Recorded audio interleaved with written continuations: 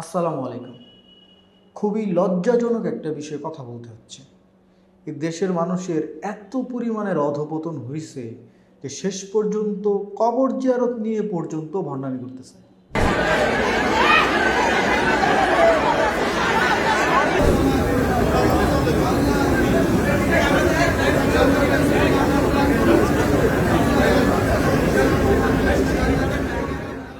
আল্লাহ রাসূল সাল্লাল্লাহু আলাইহি ওয়াসাল্লাম বলেছেন যে তোমরা কবর জিয়ারত করো, কবর দেখতে যাও, কেননা কবর জিয়ারত করলে মানুষের মৃত্যুর কথা মনে হয়, মানুষের অন্তর নরম হয় এবং মৃত ব্যক্তির জন্য কবরে গিয়ে তোমরা দোয়া করো।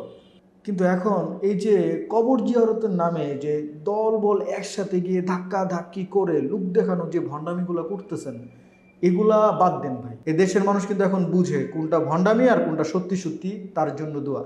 যদি আপনার নেত্রীর জন্য আপনি দোয়াই করতে চান, তাহলে আপনি একাকি যান, তার কবরে যান, তার জন্য দোয়া করেন আল্লাহর কাছে। তার যদি ভুল ত্রুটি থাকে যে সেটা যেন আল্লাহ মাফ করে দেয়, আপনি সেটা করেন। কিন্তু আপনি সেটা করতেছেন না, আপনি যাচ্ছেন ওখানে মানে মানুষকে দেখানোর জন্য, ছবি তোলার জন্য, ভিডিও করার জন্য, মানে যেন আপনার মানে ইমেজটা একটু বাড়ে যে আপনি আপনার নেত্রীর কবরে গেছেন, দোয়া করতে গেছেন।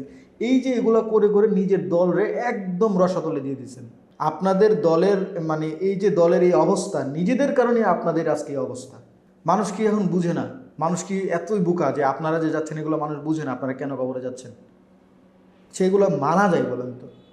এই যে ঘটনা, এগুলো কি মানে আসলে নিজের কাছেই আসলে মনে হয় যে মানুষ কতটা নিচে নামছে এখন।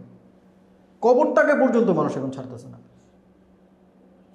জিয়ারতের নামে যত সব ভণ্ডামি, জিয়ারতের নামে যত সব এইসব ফাইজলামি আপনারা করতেছেন, আল্লাহর হস্তে এগুলো বাদ দেন ভাই। আল্লাহর হস্তে এগুলো বাদ দেন। এগুলো দিয়ে কিছু করতে পারবেন না। মানুষের ভালোবাসা এমনি আসে না। মানুষের ভালোবাসা এগুলা করলে মানুষের ভালোবাসা আসবে না। মানুষের ভালোবাসা পাওয়া তো কঠিন বিষয় নয়। পজিটিভ ওয়েতে দেখেন। আপনি যে কাজটা করতেছেন এটা কিন্তু আপনি পজিটিভভাবে করতে পারতেন, সোয়াবও পাইতেন, মানুষের ভালোবাসাও পাইতেন। আর এখন যেগুলো করতেছেন এইগুলোতে আপনাদের মানে মুখে মানুষ থুতু দিচ্ছে। ভণ্ডামি বাদ দেন, অনেক হয়েছে, ভণ্ডামি বাদ দেন, একটু একটু একটু ঠিকঠাক লাইনে আগান, নাহলে আপনাদের দিয়ে আসলে কিচ্ছু হবে না। আপনারাই আপনাদের দলরে একদম একদম শেষ করে দিচ্ছেন। বাংলাদেশের রাজনীতির সিস্টেমটা কি এরকম কিনা আল্লাহ ভালো জানে। আল্লাহ এদেরকে হেদায়েত দান করুক।